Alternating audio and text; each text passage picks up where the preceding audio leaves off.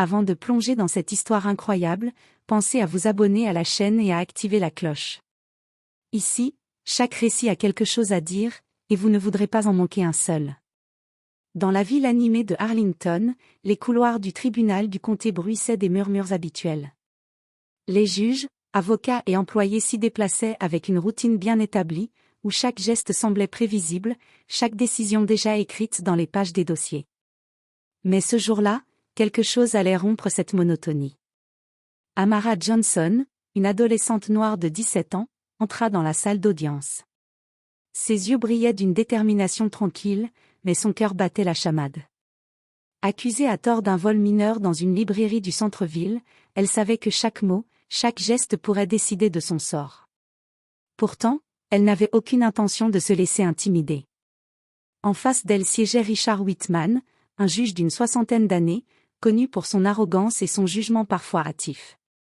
Il avait l'habitude de se moquer des jeunes, surtout lorsqu'ils semblaient insolents ou différents de ce qu'il considérait comme la norme. Sa réputation de condescendance était bien connue, et aujourd'hui, il semblait déterminé à tester la patience de la jeune fille. Ce que Whitman ignorait, c'est qu'Amara n'était pas une adolescente ordinaire. Derrière ses 17 ans se cachait l'intelligence aiguisée et la force morale de Monique Johnson, sa mère, une avocate respectée pour ses victoires contre des figures influentes et pour sa défense acharnée de la justice. Amara avait hérité de sa mère non seulement son esprit vif, mais aussi sa détermination à se battre, même dans les situations les plus injustes.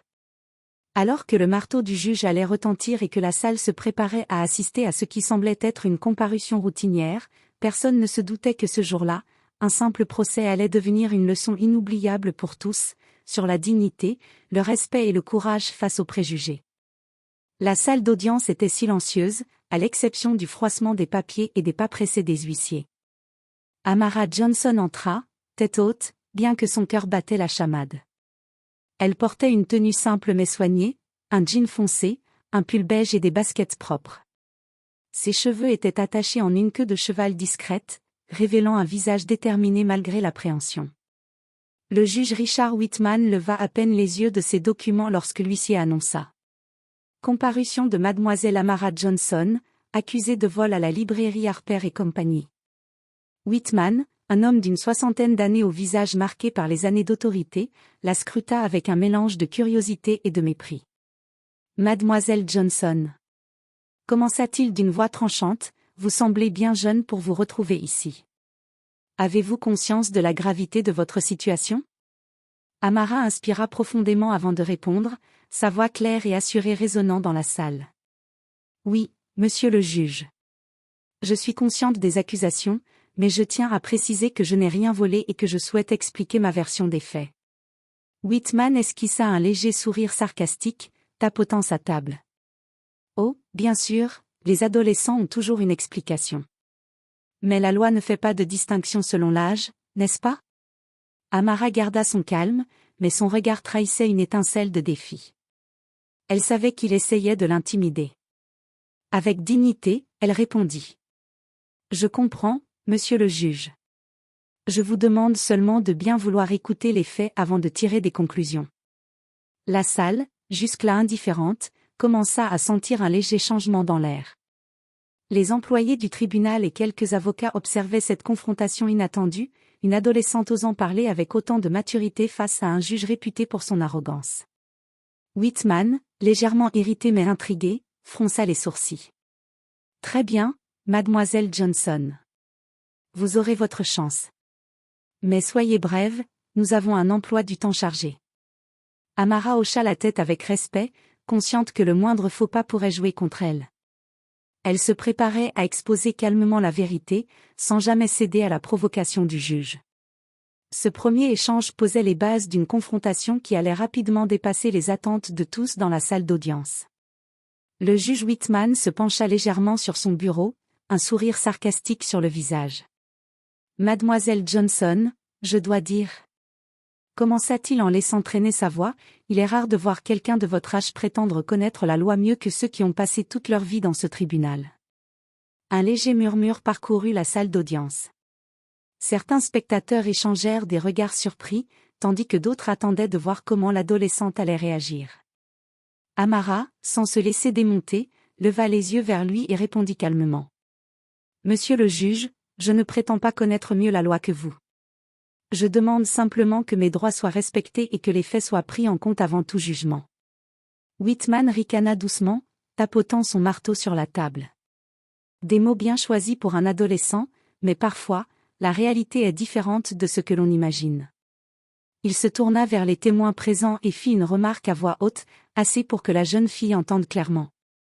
Peut-être que si elle avait été mieux encadrée à la maison, nous n'en serions pas là. Amara sentit une pointe d'humiliation, mais elle ne baissa pas les yeux. Elle savait que réagir avec colère ne ferait qu'aggraver la situation. Elle inspira profondément et répondit.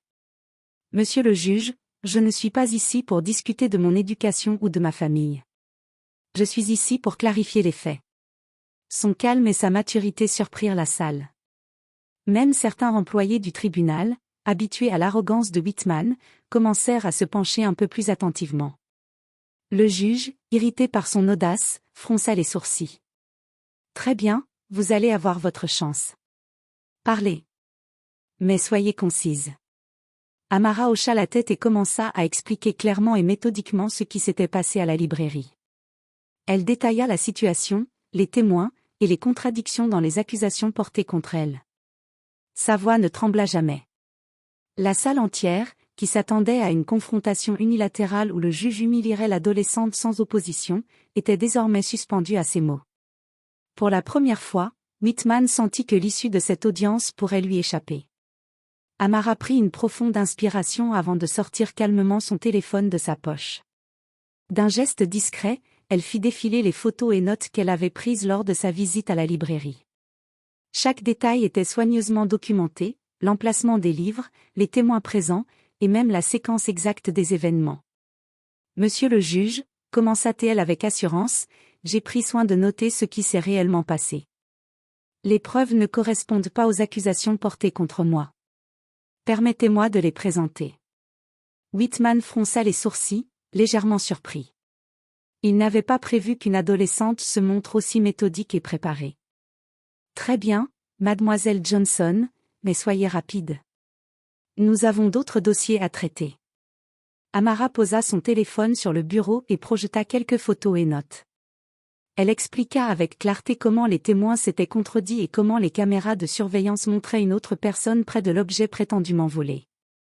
Chaque phrase était mesurée, précise, et démontrait sa capacité à analyser la situation avec objectivité.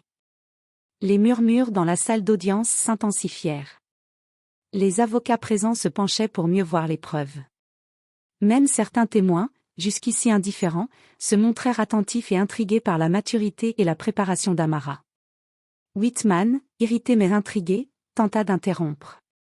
Mademoiselle, ces détails, ce n'est pas à vous de décider ce qui est pertinent. Amara le regarda droit dans les yeux. Avec tout le respect que je vous dois, monsieur le juge, je ne décide pas. Je montre simplement les faits et les contradictions pour que la vérité soit entendue. Le juge Whitman sentit un frisson d'inconfort. Cette jeune fille n'était pas seulement polie et respectueuse, elle possédait une intelligence et une clarté qui surpassaient de loin ce à quoi il s'attendait. Pour la première fois de sa longue carrière, il commençait à se demander s'il avait sous-estimé quelqu'un simplement à cause de son âge et de sa couleur de peau. Le silence régna un instant dans la salle. Amara, consciente de l'attention de tous, poursuivit. Si vous le permettez, monsieur le juge, je peux également citer quelques précédents légaux qui s'appliquent directement à cette situation. Whitman déglutit. Le poids des yeux de la salle, les murmures de respect et l'assurance tranquille de cette adolescente lui firent réaliser que l'audience ne se déroulerait pas comme prévu. Amara n'était pas une adolescente ordinaire, elle était déterminée à défendre sa vérité, peu importe l'arrogance du juge en face d'elle. Le juge Whitman sentit son autorité vaciller. Jusqu'ici, il avait l'habitude que les jeunes défendent à peine leur point de vue, intimidés par le simple pouvoir de sa robe noire et de son marteau. Mais Amara n'était pas comme les autres. Sa voix calme, ses preuves solides et sa logique implacable mettaient en lumière ses propres faiblesses et contradictions dans l'affaire. Mademoiselle Johnson, dit-il d'une voix un peu plus sèche, vous parlez avec beaucoup d'assurance, mais avez-vous conscience que la salle est pleine de témoins qui affirment le contraire de ce que vous avancez ? Amara hocha la tête, imperturbable. Oui, monsieur le juge.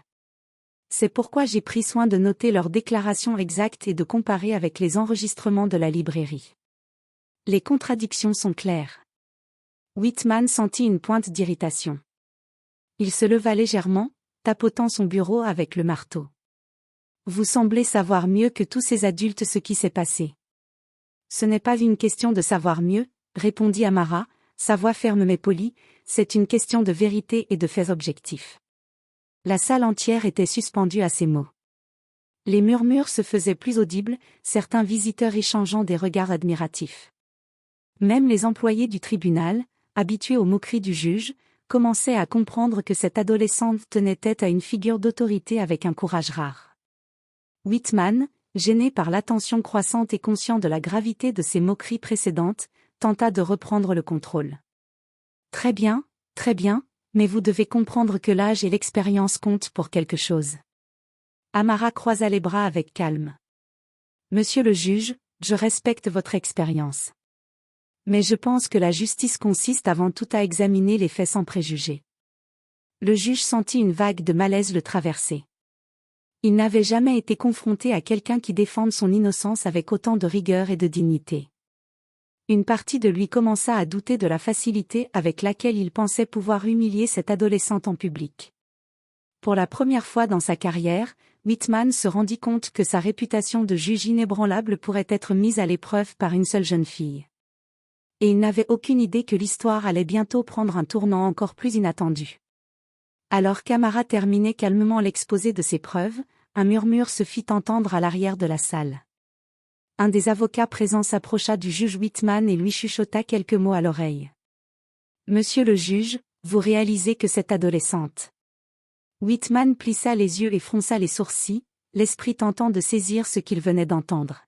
« Quoi ?» demanda-t-il, sa voix trahissant à la fois l'incrédulité et la tension. L'avocat répéta, plus distinctement. « Mademoiselle Johnson, vous savez, la fille de Monique Johnson. L'avocate qui a remporté plusieurs affaires contre des figures influentes de cette ville ?» Le visage de Whitman changea instantanément. L'arrogance et le mépris qu'il avait affichés quelques instants plus tôt se transformèrent en stupéfaction. Ses mains tremblèrent légèrement alors qu'il ajustait ses lunettes. « Attendez, vous, êtes Amara Johnson ?» demanda-t-il, incapable de cacher son étonnement. Amara leva les yeux vers lui, calme et impassible. « Oui, monsieur le juge. » Un silence lourd s'installa dans la salle. Chaque personne présente semblait suspendue à ce moment, consciente que la dynamique de l'audience venait de basculer. Le juge Whitman, confronté à la fille d'une avocate respectée et redoutée, sentit soudain le poids de sa condescendance et de ses moqueries. Il baissa les yeux sur son bureau, cherchant une façon de reprendre contenance, mais le malaise était palpable.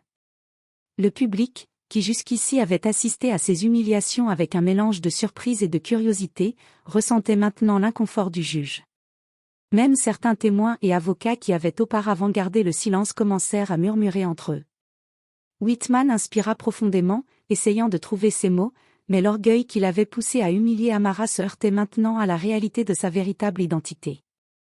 Il comprit qu'il ne pouvait plus se comporter de la même manière et que chaque mot qu'il prononcerait à partir de maintenant serait scruté avec attention. Amara, consciente de l'effet de sa révélation, resta digne et silencieuse. Sa posture calme et assurée, combinée à l'étonnement du juge, fit de ce moment un tournant décisif. Whitman savait qu'il avait été pris de court et que sa réputation pouvait être affectée s'il ne réagissait pas avec prudence et équité. Whitman resta figé quelques secondes, ses yeux parcourant la salle, sentant le regard des témoins, des avocats et du public peser sur lui. La condescendance qu'il affichait quelques instants plus tôt avait disparu, remplacée par un mélange de gêne et de prudence. « Mademoiselle Johnson. » commença-t-il d'une voix hésitante, je reconnais que mes précédentes remarques étaient inappropriées.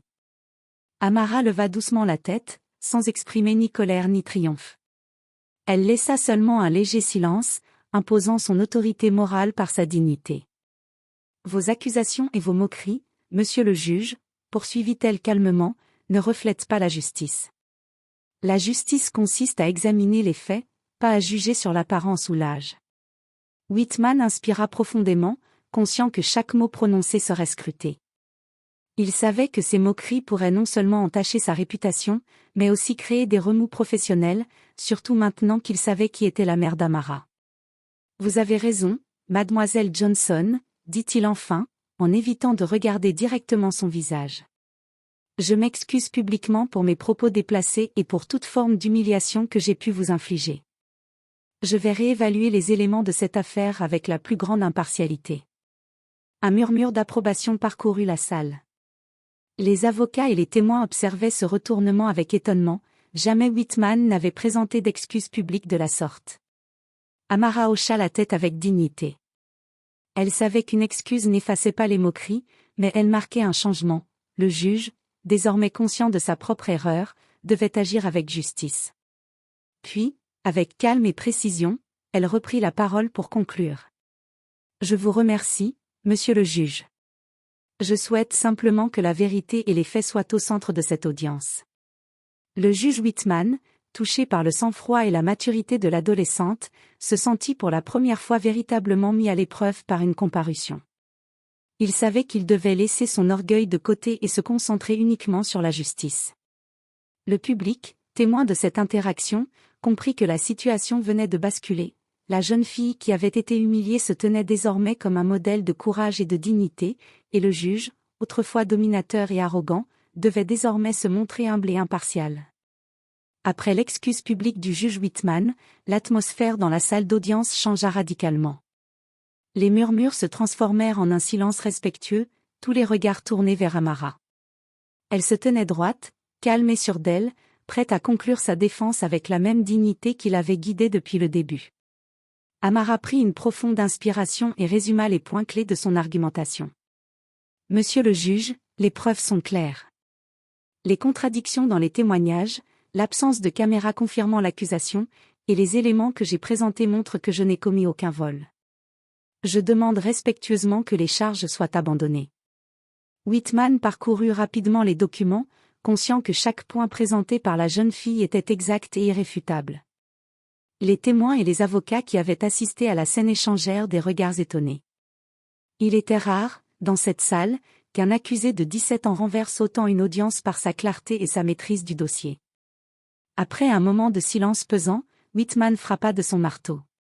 Compte tenu des preuves présentées et de la défense solide, les charges contre mademoiselle Amara Johnson sont abandonnées. Un léger souffle de soulagement parcourut la salle. Les murmures se transformèrent en applaudissements discrets. Certains spectateurs se levèrent pour féliciter l'adolescente en silence, impressionnés par son courage et sa maturité. Amara, bien qu'heureuse de la décision, garda sa posture digne. Elle savait que sa victoire ne se mesurait pas seulement par l'abandon des charges, mais aussi par le respect qu'elle avait gagné en se tenant avec intégrité et détermination face à un juge arrogant. Whitman, pour sa part, resta un moment silencieux. Il sentit la leçon qu'il venait de recevoir s'ancrer profondément en lui. Il avait été forcé de reconnaître son erreur, de revoir ses préjugés et de comprendre que la justice exigeait impartialité, respect et écoute, peu importe l'âge ou la couleur de peau de l'accusé. Ce jour-là, dans cette salle d'audience, Amara Johnson avait remporté plus qu'une simple victoire juridique, elle avait imposé la dignité, l'intelligence et la vérité, rappelant à tous que le courage et la résilience peuvent triompher de l'arrogance et des préjugés. Après l'audience, Whitman resta dans son bureau, seul avec ses pensées. Pour la première fois depuis des années, il ressentit un mélange de gêne et de réflexion profonde. L'arrogance et le mépris qu'il avait montré envers Amara semblaient maintenant ridicules et déplacés. Il repensa à chaque mot qu'il avait prononcé, à chaque rire condescendant qu'il avait laissé échapper. Son orgueil avait failli compromettre l'intégrité même de la justice qu'il était censé représenter. Et surtout, il se rendit compte à quel point il avait sous-estimé la force et l'intelligence d'une adolescente, simplement à cause de son âge et de sa couleur de peau. Whitman nota dans son carnet personnel, « Aujourd'hui, j'ai appris qu'aucune expérience, aucun titre, ne justifie le manque de respect ou l'arrogance. La justice ne se mesure pas par l'autorité, mais par l'équité et l'écoute. » Les jours suivants, ses collègues remarquèrent un changement subtil mais réel. Whitman n'était plus le juge condescendant et sarcastique qu'il connaissait. Il écoutait davantage, posait des questions réfléchies et pesait chaque décision avec plus d'attention et d'humilité. Certains avocats, surpris par ce changement, l'interrogèrent discrètement. « Qu'est-ce qui s'est passé pour que vous changiez ainsi ? » « Une adolescente m'a rappelé ce qu'est vraiment la justice, » répondit-il simplement. Amara, quant à elle, continua sa vie d'adolescente, mais avec une confiance renforcée. Elle savait que sa victoire n'était pas seulement personnelle, elle avait aussi laissé une leçon durable dans l'esprit d'un juge et dans la mémoire de ceux qui avaient assisté à l'audience. Whitman comprit alors que cet incident resterait gravé dans sa mémoire pour le reste de sa carrière. Il avait été confronté à sa propre arrogance et avait appris que le respect, la patience et l'écoute étaient les véritables piliers de la justice. Ce jour-là, une adolescente avait non seulement défendu sa propre vérité, mais elle avait aussi changé pour toujours la perspective d'un homme qui pensait tout savoir. Peu de temps après la décision du juge Whitman, la salle d'audience se vida lentement, laissant Amara seule quelques instants pour reprendre son souffle. Elle savait que l'expérience venait de la renforcer, mais elle était aussi consciente que sa victoire ne serait complète que lorsqu'elle partagerait ce moment avec sa mère. Monique Johnson, son avocate et mentor, entra alors dans la salle. Ses yeux brillaient de fierté et d'émotion en voyant sa fille debout, calme et digne, malgré l'humiliation subie plus tôt. Elle s'approcha d'Amara et lui murmura. « Je suis tellement fière de toi, ma chérie. Tu as montré ce que signifie défendre la vérité avec courage et respect. » Amara sourit légèrement, un mélange de soulagement et de fierté. « Merci, maman. Je n'aurais pas pu faire autrement. Je devais me tenir droite, quoi qu'il arrive. » Monique posa une main affectueuse sur l'épaule de sa fille. « Tu as non seulement défendu ta vérité, mais tu as aussi montré à tous ici ce que signifie la dignité et la force. Les leçons que tu donnes aujourd'hui, même à ce juge, resteront avec eux longtemps. » Whitman, qui observait discrètement depuis son bureau, sentit un profond respect naître en lui. La présence de Monique renforçait l'impact de la leçon qu'il venait d'apprendre. Il réalisa que l'adolescente avait hérité de la ténacité et de l'intelligence de sa mère, et que ses qualités ne pouvaient pas être ignorées ou ridiculisées. Amara et sa mère quittèrent le tribunal ensemble, main dans la main. Le soleil de l'après-midi éclairait leurs visages, symbolisant un nouveau départ, non seulement pour Amara, mais aussi pour le juge qui avait été confronté à sa propre arrogance. Dans cette marche silencieuse hors du tribunal, Amara comprit que la vraie victoire ne résidait pas seulement dans l'abandon des charges, mais dans le respect et la reconnaissance qu'elle avait imposés par sa dignité et son courage. Ce jour-là, mère et fille partageaient bien plus qu'une victoire judiciaire, elles avaient consolidé un lien indestructible et laissé une empreinte durable sur tous ceux qui avaient assisté à l'audience. Quelques semaines après l'audience, l'histoire d'Amara Johnson se répandit dans toute la ville de Arlington. Les journaux locaux et les réseaux sociaux relatèrent avec admiration le courage et la dignité de cette adolescente face à un juge réputé pour son arrogance. Beaucoup saluèrent sa maturité, sa maîtrise du droit et sa capacité à rester calme malgré les moqueries publiques. Whitman, quant à lui, ressentit un changement durable dans sa façon de juger. Chaque fois qu'il siégeait sur le banc, il se rappelait l'adolescente qui lui avait enseigné une leçon précieuse, l'autorité sans respect ni impartialité n'a aucune valeur. Ses décisions devinrent plus attentives, plus réfléchies, et il se montra plus humain envers tous ceux qui comparaissaient devant lui. Amara, inspirée par cette expérience, continua ses études avec un enthousiasme renouvelé. Elle savait que sa voix pouvait faire une différence et que la dignité et la vérité étaient des armes puissantes face à l'injustice. Sa mère, Monique, resta son guide et son soutien, fière de voir sa fille transformer un moment difficile en un exemple de courage et de maturité. Dans la ville, les habitants parlaient désormais de ce procès non seulement comme d'une affaire judiciaire, mais comme d'une leçon de vie. Les jeunes, en particulier, étaient inspirés à défendre leurs droits avec respect et intelligence, tandis que les figures d'autorité prenaient conscience de l'importance de juger avec équité et humilité. Ce jour-là, Arlington comprit que le vrai pouvoir ne réside pas dans la domination ou l'arrogance, mais dans le courage, la dignité et la vérité. Amara Johnson avait non seulement gagné son procès, mais elle avait aussi changé durablement les cœurs et les esprits de ceux qui avaient été témoins de son incroyable force. Et pour le juge Whitman, ce fut un rappel permanent. La justice n'est pas seulement une question de loi, c'est une question de respect, d'écoute et d'humanité. Une leçon qu'il n'oublierait jamais.